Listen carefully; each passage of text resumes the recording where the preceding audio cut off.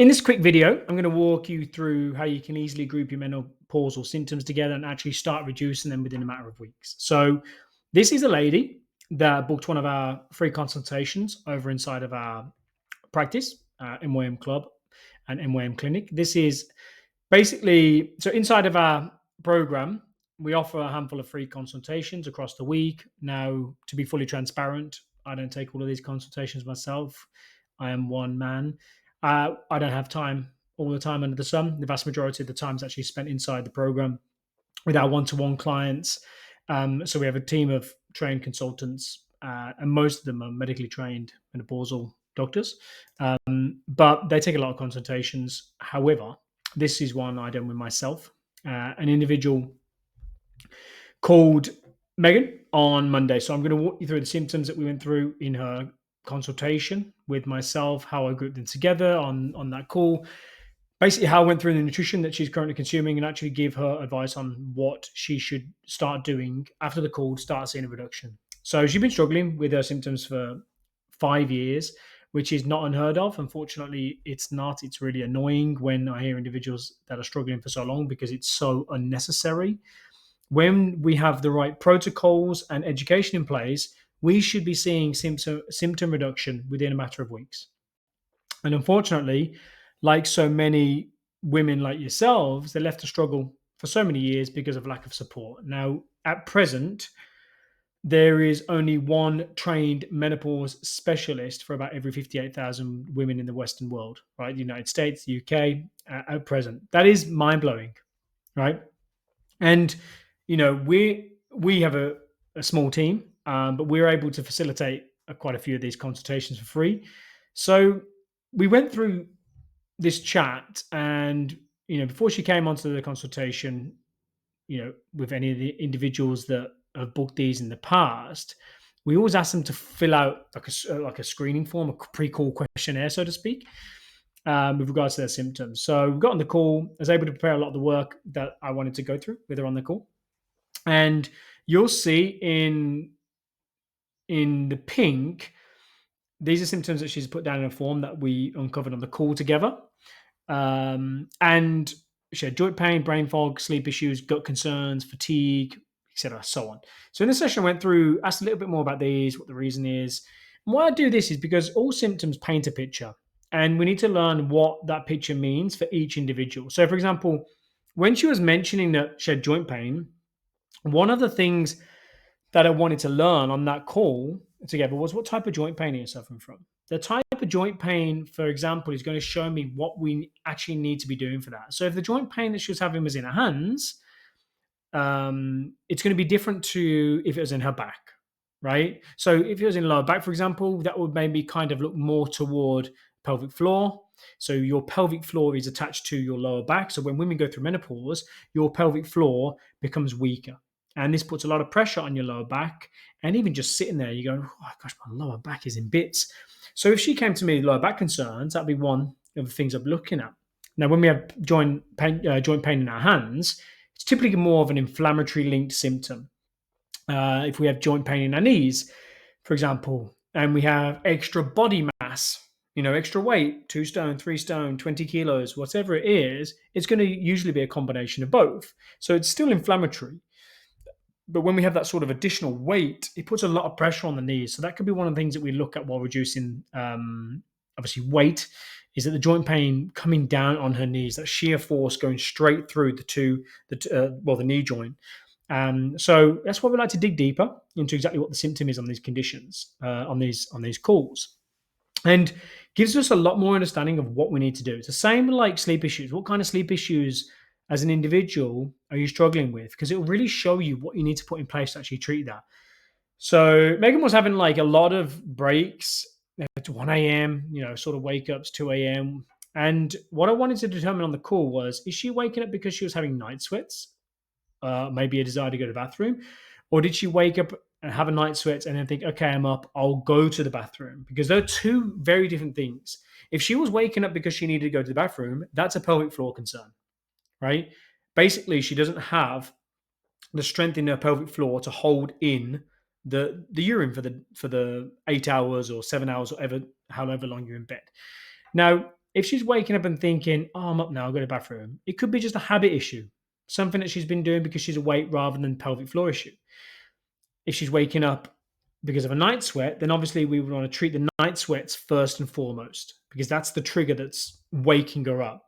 And if she was waking up and then having night sweats, that's a slightly different protocol that we want to put in place. So, like, it's really important to have that conversation with a client to understand exactly what she means by these symptoms. So, for this individual, she woke up, she was going to the bathroom. The desire to go to the bathroom wasn't waking her up, so pelvic floor wasn't a massive concern for us there. But she was having night sweats that were waking her up. All right, cool. So sometimes she would, yeah, maybe just wake up randomly. Now, this to me screams cortisol dysregulation, which I'm going to talk a bit more about in a second. But she come on the call, she was experiencing a lot of GI issues. You can see here. Um, Again, what type of GI issues, gastrointestinal issues, is she or are you facing? Now, it's really important to understand so we know how to treat it. So she was having constipation, a bit of, odd bit of bloating, but the most of her concern was the constipation. So she wasn't really having regular bowel movements on a daily basis. Some days she'd have very small bowel movements. Some other days, no bowel movement at all.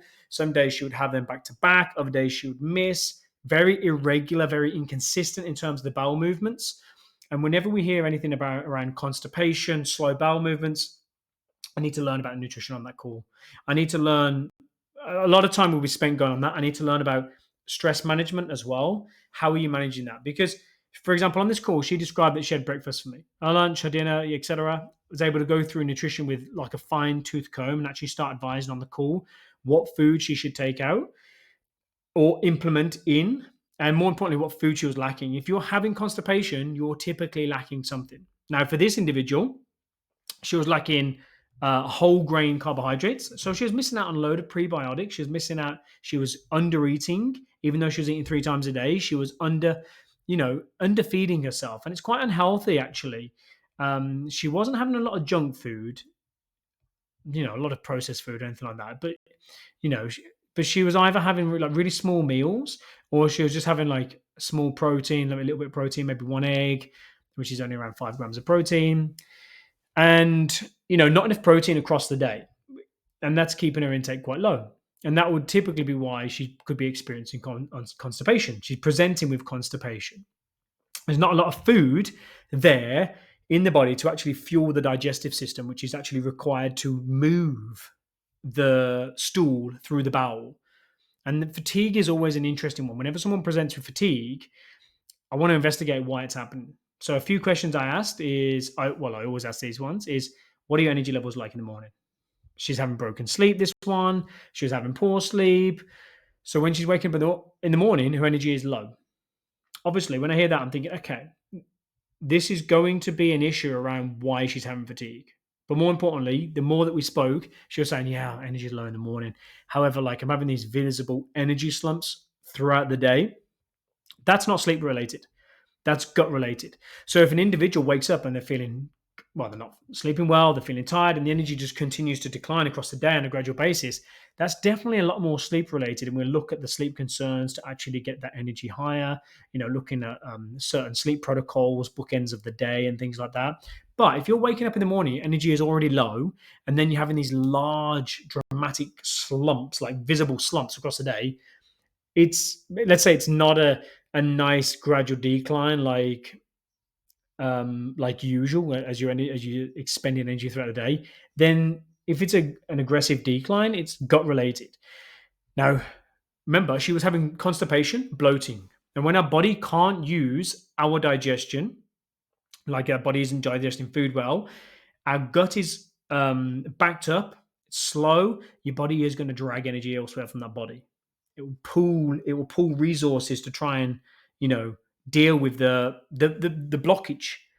So these large energy slumps are because of this blockage. And that's always a sign that the body's dragging energy elsewhere to help to digest it if you're feeling energy slumps. So when she came to me with fatigue, I was able to determine on the call, yes, we want to help her with her sleep, but the actual biggest concern for her, whenever I talk more about around the fatigue and the energy slumps, was actually the gut concerns. The gut issue was the problem. And she mentioned, like most of the individuals that come to us in these consultations, around low libido. Now, low libido is not always a hormonal concern. Sometimes we definitely throw testosterone at people way too quickly. Oh, you got low libido. Let's, HRT with some testosterone. But with low libido, we always want to go through the correct protocols that would be given from the Menopause Society to actually advise what's happening here. A large concern and a large reason why women struggle with low libido is actually sleep. So when we're not getting deep sleep, there's a difference between just sleeping and actually falling into a deep sleep. Like, deep sleep is restorative. So when we miss even just 60 minutes of that deep sleep a night, a woman's libido, and this is, to be honest, any age of life, a woman's libido can drop anywhere from 20 to 30%. So she's having a lot of broken sleep across the night, and the likelihood that she was not going into enough deep sleep was very low.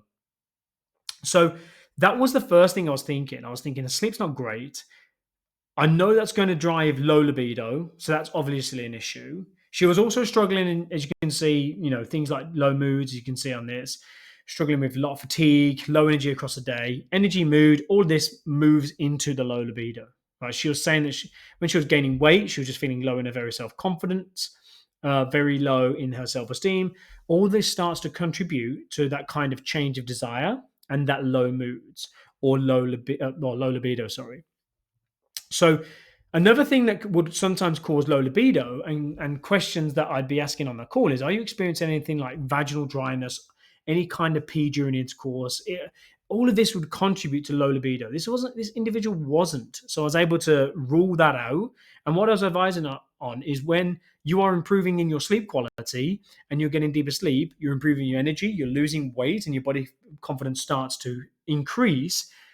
What we should then see on the offset of that is that actual libido starts to come up. So you can kind of kill two birds with one stone, per se. So, like, we don't need to treat libido itself separately when we have an individual like this. What we need to actually treat is the things that are causing the low libido, which would be the sleep, the low moods, low energy, and the body confidence on that side.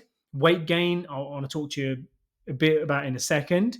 But whenever I hear anybody with weight gain, I always want to understand, where is that weight gain? Is it primarily around those visceral fat regions? The kind of the lower core, the menobelly, so to speak, the under the belly, under the breast area, sort of thing. Hers pretty much was all of that, right? So she was showing me visually. She goes, "Oh, I'm storing it under here, under the boobs here." You don't really have any extra. She didn't have much extra weight on her arms, on her legs. It was all centered mostly in and around her core, like, uh, and I think she had around 20 pounds to lose. So I want to talk about that in a second. But there was anxiety that she talked about. Because anxiety, it doesn't surprise me. If you're having a lot of high cortisol signs, right, elevated cortisol signs, what that says to me is you're presenting in a more of a sympathetic dominant state, a stressed out state. So with that, broken sleep, night sweats, all the signs of cortisol dysregulation. Any kind of inflammation in the gut would be all signs of cortisol. Doesn't surprise me that if an individual is showing a lot of signs of high cortisol, that they would have a side effect on that, which is obviously things like racing thoughts, high stress, feelings of anxiety on the side, and she was also having signs of mineral deficiencies. So all of these things here fall under the mineral deficiencies. And that doesn't surprise me, because when we went through her nutrition on our session, it's clear that, yeah, she was eating healthy foods, but she wasn't eating enough of them. And that's a very big thing with a lot of women really struggle to understand. It's not more, because as women, you've been told, you've been really exposed to diet culture, and we're kind of told, and we're trying to break that trend. It's kind of told that eating less is better, so yeah, eating healthy foods, but she wasn't eating enough of those healthy foods, and hence when she was very mineral deficient on things, which is very important for anybody at any age. But it becomes especially more important when you go through menopause, because the lining of intestines become thinner. So when you go through menopause, it's a lot harder for the body to digest food and absorb those nutrients. So if you're eating less and less, you're absorbing less and less of those minerals in the nutrition. So it's important now more than ever for women in menopause to be eating enough food. So when they're going through and they're having the change of intestinal linings, they're still absorbing enough minerals to feel fantastic. So whenever we hear things like brittle nails, changes of skin, changes of hair, I always go through nutrition with that comb, that fine tooth comb. And 9 times out of 10, it's because, yeah, might be eating healthy foods, but more likely you're not eating enough of those healthy foods. Now, obviously, it's a massive concern if somebody is coming to me with a lot of gut issues, that they're struggling with any kind of mood symptoms. 90% of our serotonin and our dopamine are two main mood hormones produced in the gut. So if we don't have a great gut microbiome, not really good gut health, we're not having a lot of those signs. Like, let's say we're having loads of signs like bloating, gas, constipation, all signs that the gut is struggling. It doesn't surprise me. Obviously, the hormones that are being produced in the gut are struggling. For example, your moods. So what we did then, we went through all the areas that start grouping all these symptoms. So her joint pain was primarily on the hands. This is more where I was started to think about things around inflammation. So that would be in terms of joint pain there, in regards to brain fog.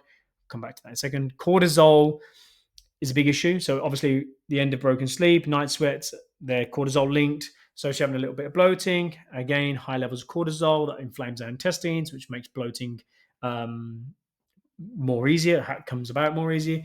You've got the fatigue and the energy slump. So I've put that down things on gut health and link the issues to that.